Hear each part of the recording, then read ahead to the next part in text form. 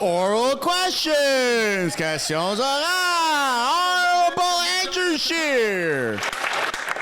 After 9 years of this Liberal Prime Minister, Canada has experienced a shocking rise in anti-Semitism and an increase in hate crimes of 165%. His divisive politics, where he pits one group of Canadians against another, only makes matters worse. It also doesn't help that he takes years to list terrorist groups to the list of banned organizations, allowing them to fundraise and recruit here in Canada. This one should be easy, though. The Houthis are attacking civilian ships and innocent civilians. Our allies have already banned them. So will the government do the right thing and list this group as a terrorist organization today? The Honourable Minister of Justice and Attorney General. Mr. Speaker, we unequivocally condemn the acts we saw in Vancouver that were launched by Sami Doon. Acts like burning the flag, chanting death to Canada, acts like denying the events of October 7th and celebrating terrorism are unacceptable in this country. With respect to Sami Doon, we heard the Minister of Public Safety reference this yesterday. We've asked for an expedited review because decisions of this importance are always made on the advice of national security agencies. The Honourable Member from Regina Capel. They continue to drag their feet, Mr. Speaker, but there's been another blow to the Prime Minister's carbon tax scheme. A new report from the Parliamentary Budget Officer shows yet again that Canadians are worse off under this tax. Here's what the total bill will be when the NDP Liberals finish quadrupling this tax. It'll cost people in Ontario $1,400, $1,500 in Newfoundland, and a whopping $2,000 in Saskatchewan. Canadians are already struggling with higher costs, higher groceries, and higher mortgage rates. The last thing they need is another bill from a useless carbon tax. If the government's so sure that Canadians support the tax, why not let the people decide in a carbon tax election? That's the best way. Put some W's in the chat for Scheer. That's the best way. Minister, let the people decide. Climate change. Mr. Speaker, let me read you the first paragraph of the PBO's report. And I quote, considering only the fiscal impact of federal fuel charge, PBO estimates that average household in each of the backstop provinces in 2030-31 will see a net gain, receiving more from the Canada Carbon Rebate than the total amount they paid in federal fuel charge and related GST, Mr. Speaker. The Leader of the Opposition should apologize to Canadians for misleading them all these months. Oh, my goodness. Frig. Colleagues on all sides, please, I'm going to ask you to not take the floor unless the Speaker recognizes you. The Honourable Member from Regina Capel. The minister might want to read the rest of the report because in the quote he cited, he focused on a very key word, only the direct costs. When you factor in all the economic costs, it costs the Canadian household $1,400. Canadians are net losers under this carbon tax scheme, and this minister knows it. Right. So, if he's so sure that Canadians want this government to keep quadrupling the tax, why not let the people decide in a carbon tax election? There you go, man. That's the best way. Let the people decide. The Honourable Minister for the Environment and Climate Change. Let me read you another paragraph from the report, Mr. Speaker. Moreover, in 2030-31, for all backstop provinces, we estimate that the average household in each income quintile will see a net gain, except for average household in the highest income quintile, Mr. Speaker. You know what the Leader of the Opposition is doing? He wants to take money away from the middle class and poorer Canadians to protect his rich CEO friends. That's what he's doing, Mr. Speaker. That's quite literally not true. The Honourable Member from Foothills. The Minister is trying very hard to get Canadians not to understand the details. But the details are, and the facts are, that the Parliamentary Budget Officer confirmed what Canadians already know. They're being robbed by a carbon tax, which is driving up the cost of groceries, of gas, and everyday essentials. In fact, a family in Prince Edward Island will pay almost $1,200 a year when the NDP Liberals quadruple the carbon tax. Canadians don't support the carbon tax. We know 10 provinces don't support the carbon tax. Will the Prime Minister listen to Canadians and call a carbon tax election? Yeah. The Honourable Minister for the Environment and Climate Change. The member talks about the agricultural sector. Well, let's talk about the climate impacts on the agricultural sector, Mr. Speaker. Droughts in 2021 resulted in 27% decline in Canada's grain production. Over the last decade, over 200 Canadian farmers have experienced cost increases and revenue loss from climate impacts, Mr. Speaker. This member and this party never talked. Dude, all the farmers are complaining about the carbon tax. Farmers on the price of food in Canada. They want to try and make us believe that climate change isn't happening. It is happening. What a disingenuous representation. Mr. Speaker. That is blatant missing disinformation. That's just lying. The minister is either living in denial or purposely misleading Canadians, because the Parliamentary Budget Officer's report is clear. It costs Canadians more to pay the carbon tax than what they get back in rebates. But if the minister doesn't believe me, I would encourage him to read the Parliamentary Budget Report.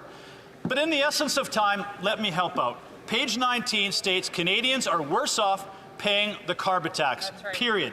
That is the fact. But again, if the minister is so confident that Canadians support this carbon tax, why are they so afraid to call a carbon tax election?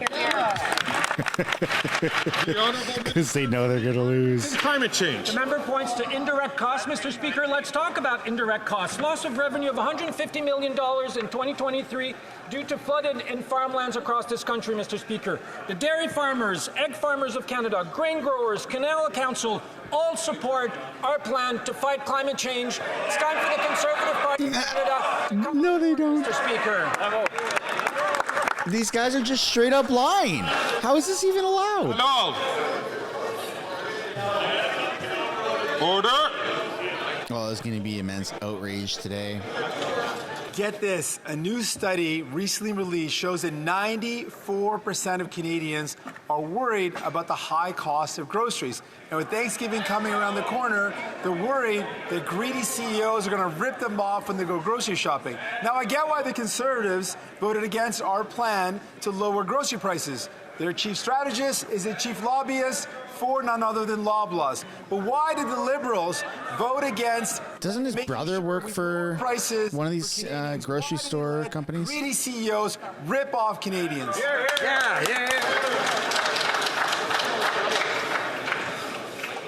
Once again, I'm just going to ask members, please, to keep their voices down so that the chair can hear the honourable member, and those who require translation also be able to hear the interpretation. The Honourable Minister for Innovation. Thank you very much, Mr. Speaker. And I thought the leader of the NDP would stand up and say thank you. Thank you to the Liberal government, Mr. Speaker. We have introduced the most comprehensive reform on competition in Canada's history. And I want to congratulate him for this contribution, Mr. Speaker. Today we'll have less concentration, we'll have more choice, and we will stabilize price in Canada. But more than that, Mr. Speaker, you should rejoice that now in Canada we have a grocery code of conduct, Mr. Speaker, that's going to help our farmers across Canada. That's going to help our retailers. Mr. Canada, they should thank us to fight for Canadians. Farmers across Canada don't want you to build it!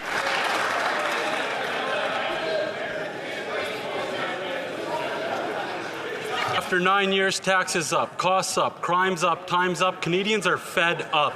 New PBO report, same results. Canadians pay more into the carbon tax scam than what they get back in phony rebates. An average Albertan family will pay nearly $2,000 in carbon taxes after this radical Liberal NDP government quadruples the carbon tax. That's why 10 provinces oppose the carbon tax scam. They know it's like the Prime Minister and not worth the cost. If they're so sure about this carbon tax scam, why not call a carbon tax election now so Canadians can decide to axe a tax for good? That's right. Look at that.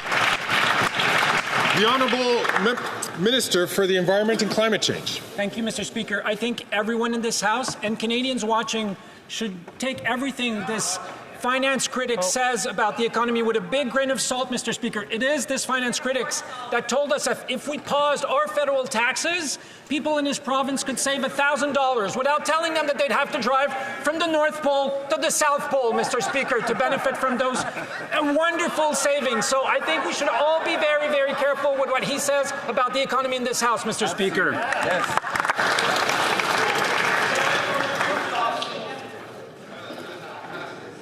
The Honourable Member from Calgary Forest Lawn. We won't take any lessons from that minister who let Jasper burn because of his incompetence. I'll send him The national park. that PBO's report with some diagrams and some pictures so maybe he can understand. Just and to flip clarify. over to page 19, table 3, that clearly shows a majority of Canadians pay more into this scam than what they get back in these phony rebates. That's right. 2 million Canadians are going into a food bank in a single month. 1 in 4 Canadians are skipping meals because of their carbon tax scam. If they're so sure about this carbon tax scam, let's go to a carbon tax election now so Canadians can kick this costly carbon tax coalition to the curb for good. Yeah, yeah, yeah. The Honourable Minister for Family Conservatives are hyped today. Development. Mr. Speaker, we all suffer when we see that there are folks in our community that are struggling. And there is more work to be done, which is exactly why on this side of the House we continue to fight for Canadians, to fight for high-quality childcare, to fight for the Canada Child Benefit, to fight for the environment and the carbon rebate, Mr. Speaker. But let's not kid ourselves. We know that these programs that Canadians rely on would be in danger if the Conservatives had their way.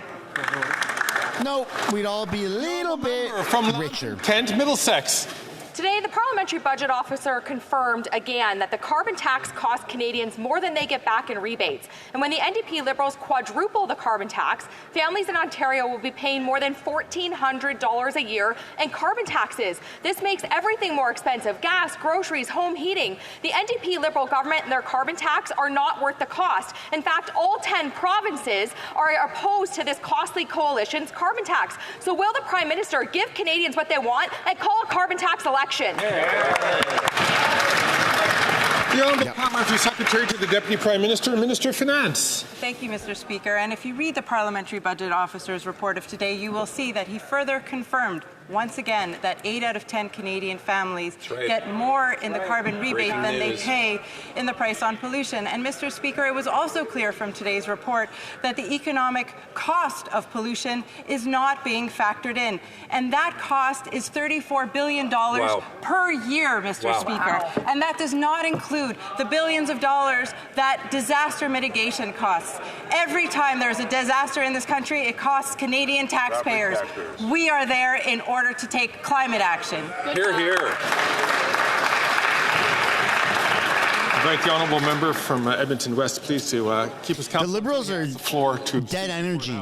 Nothing. Honourable No enthusiasm from their side. Kent, Middlesex. Well, once again, Liberal logic is on display and their math doesn't add up. It seems the Liberals have a hard time with basic concepts like, reality or how money works. So let me make this really simple. Table 3 on page 19 of the PBO report shows what the cost of the carbon tax is. And I can send the Minister a copy. The PBO says Canadians are paying more in carbon tax and GST on top of the carbon tax than they get back in rebates. And the reality is people have less money to pay for food, fuel, and home heating. Enough is enough. Will the Prime Minister call a carbon tax election? Holy smokes. And she's deadpanning looking into the camera.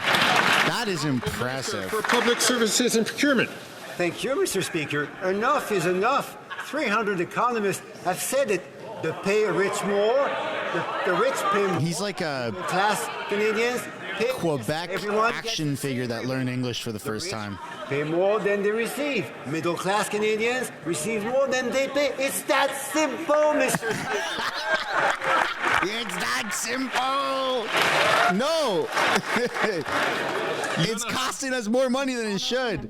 Today, the Parliamentary Budget Officer confirmed once again, not so new guy. Carbon tax is costing Canadian families more than they're getting back in rebates. Once the NDP Liberals quadruple the carbon tax, as they intend to do, the average family in Ontario will pay an additional tax up to $1,400. Now, to Liberal elites, that might not sound like a lot of money. The Prime Minister could probably find $1,400 in between his couch cushions. But to the average Canadian family, that's quite a lot of money. So when are we going to get should have said it in the bathtub. Canadians desperately deserve? That's right. I could have found $1,400 in a faucet in the bathtub. That would have been better. Use that next time. Let me read again, Mr. Speaker, from the Parliament Budget Officer's report.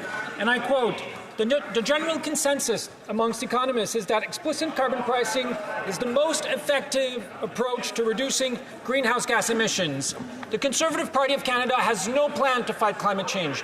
The Conservative Party of Canada has no plan to adapt to the massive impacts of climate change that are costing Canadians tens of billions of dollars, Mr. Speaker. The Conservative Party of Canada has no plan for the economy. The Conservative Party of Canada has nothing to say about this conversation, Mr. Speaker. The honourable member from Durham. Mr. Speaker, you like to talk about civility and decorum. And in the interest of civility and decorum, I'd like to invite the minister to Table 3. Table 3 on page 19 of the PBO report, which details the overall cost of the carbon tax. Maybe when the environmental minister actually reviews the report and Table 3 on page 19, he might agree with me and most other Canadians that we need a carbon tax election now. So will the minister review the table, come back to us and say when we're going to get an election that Canadians deserve? Thank you. That's good. He's making a name for himself. House of Commons. Thank you, Mr. Speaker. Also super nerd. Just of clarity, I think by Canadians would quoting like the exact what the Conservatives chapter. plan to cut. And I like he it. talks about families in Ontario. Well, they refuse to talk about the Canada Child Benefit that puts thousands of dollars in the pockets of Canadian families every single year. They refuse to talk about childcare that saves Canadian families thousands of dollars every year. And when they talk about the price on pollution, Mr. Speaker, they conveniently omit the fact that Canadian families get more money back than they put in. Mr. Speaker, they want to put their hands in the pockets of Canadians and take that money away. Thank you. Good answer. The honourable member from Northumberland, Peterborough South. Mr. Speaker, Statistics Canada confirmed today what millions of Canadians already know. While the rich are getting richer, the most vulnerable are falling further and further behind. Today, Stats Canada reported that the gap between the 40% top earners and the 40% bottom earners grew by nearly 50%.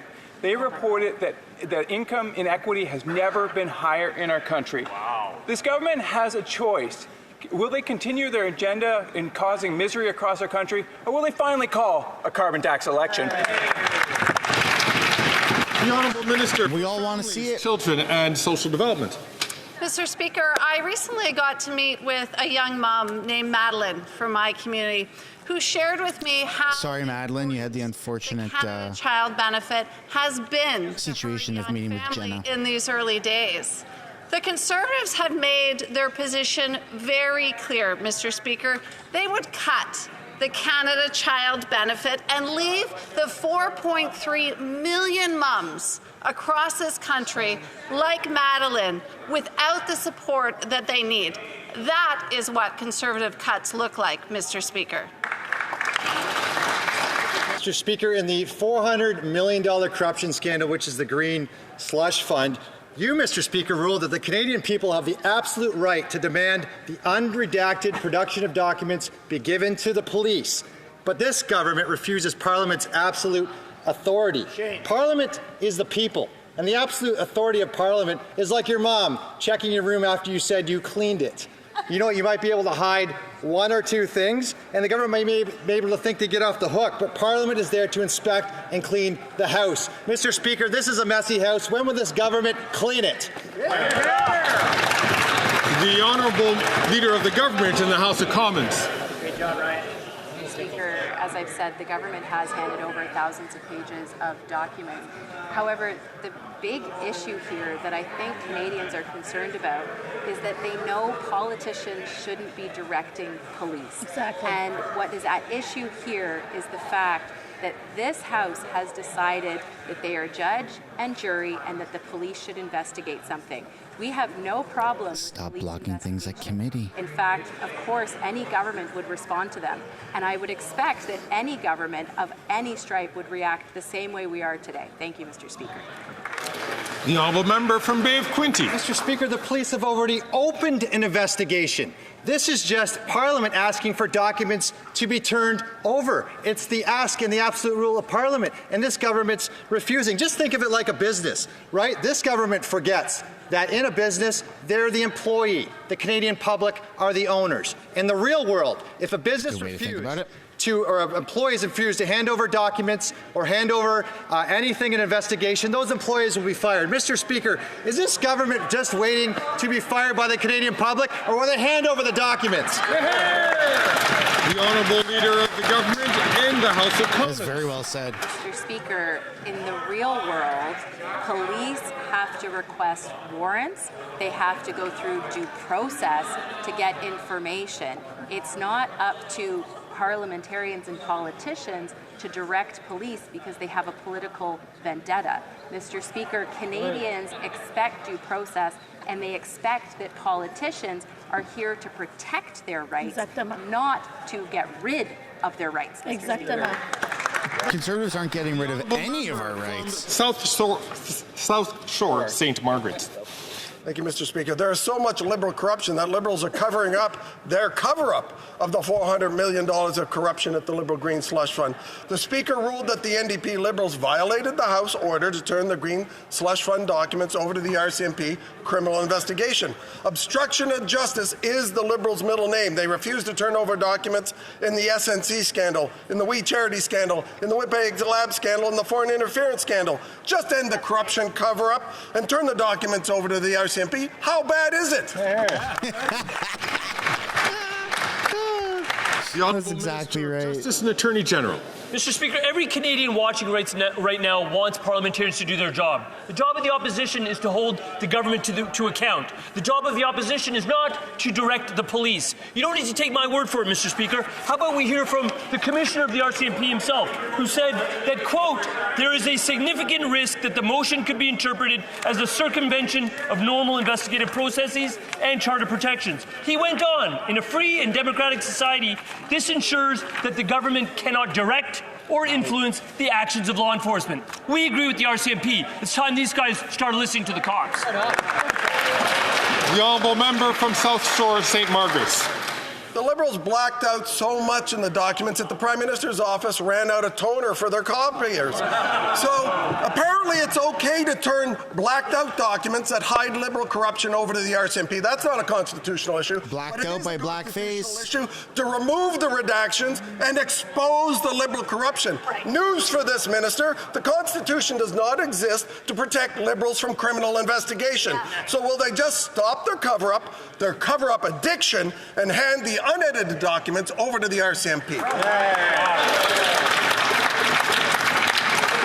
The Honourable Leader of the Government in the House of Commons. I have some grave concerns with what the member opposite said, beginning with the fact that I assume he's actually not seen those documents, so I'm not sure what he's talking about there, because the documents have been handed over. But what's of greater concern, and it was the RCMP who said it themselves, is that the way that the Conservatives are acting would actually compromise any police investigation, because the evidence would not be considered. So what is of concern is that they're interfering in an investigation, they're interfering in police independence, and Canadians should be rightly concerned that Conservative politicians want to direct the police. Thank you, Mr. Speaker. Nope. You've left them no choice. Yesterday at the public inquiry, the Chief of Staff to the then Public Safety Minister was unwilling to explain why a CSIS warrant sat on the minister's desk for 54 days, when, according to national security officials, such a warrant is typically signed off between 4 and 10 days. It has been reported that the subject of the warrant is a former Ontario Liberal cabinet minister. Does the minister really expect Canadians to believe that this 54-day delay had nothing to do with the partisan interests of the Liberal Party? The Honourable Parliamentary Secretary to the Minister of Public Safety. Mr. Speaker, it's ironic that the member opposite talks about political interest, because it was the Conservative leader, when he was the Minister of Democratic Institutions, said he wasn't going to take foreign interference seriously because it wasn't in his political interest to do so. On the other hand, on our side, this side of the House, we have taken the issues around foreign interference seriously since day one, including ensuring that we have protecting our democratic institutions, including the current study to look into Russian-based influencers operating in Canada that Conservatives want to block. The Honourable Member from St. Albert, Edmonton. Speaker, there is no other plausible explanation for the delay. It was about Liberals protecting Liberals. The Attorney General is responsible for seeing that Cabinet upholds the independent and non-partisan principles of our justice system. His Cabinet colleague put the partisan interests of the Liberal Party ahead of the administration of justice. What does the Attorney General have to say about that? Hear, hear, hear, hear. The Honourable Parliamentary Secretary. Conservatives are going hard today. Public safety. Mr. Speaker, when it comes to foreign interference, this is not a new phenomenon, but what is new to Canadians is a government that actually takes it seriously. That is precisely why we have implemented a number of measures to ensure that our democratic institutions are strengthened, to ensure that it's not at the whim of the Leader of the Opposition when he thinks there's some sort of political advantage to him. Mr. Speaker, we will take the issues around foreign interference, no matter where they are coming from, incredibly seriously and not cherry pick like the Conservatives do. What are you talking about? The honourable member from Calgary Heritage. Mr. Speaker, Iranian-backed Houthis shoot down civilian merchant ships. They fire missile after missile at innocent Israelis. They disrupt international trade. They traffic in violence and fear across the Middle East. These terrorists can freely operate, fundraise, and recruit in Canada. The Americans banned them in January. NDP Liberals said they'd think about it. It's been 10 months. Ban the terrorists. Protect Canadians. What's there to think about? Hey, man. The Honourable Parliamentary There you go. to the Minister. But Canada harbors terrorists. Once again, Mr. Speaker, we see that Conservatives want to play games with voice, incredibly serious issues. Nails we on a this side of the chalkboard. House will not. What we will do, Mr. Speaker, is we will ensure that the national security agencies in this country who make regular terrorist listing determinations, that they have the resources they need to do just that. These national security organizations in Canada are constantly reviewing the terrorist listing, and the Minister of Public Safety has ensured that he is put forward for urgent review.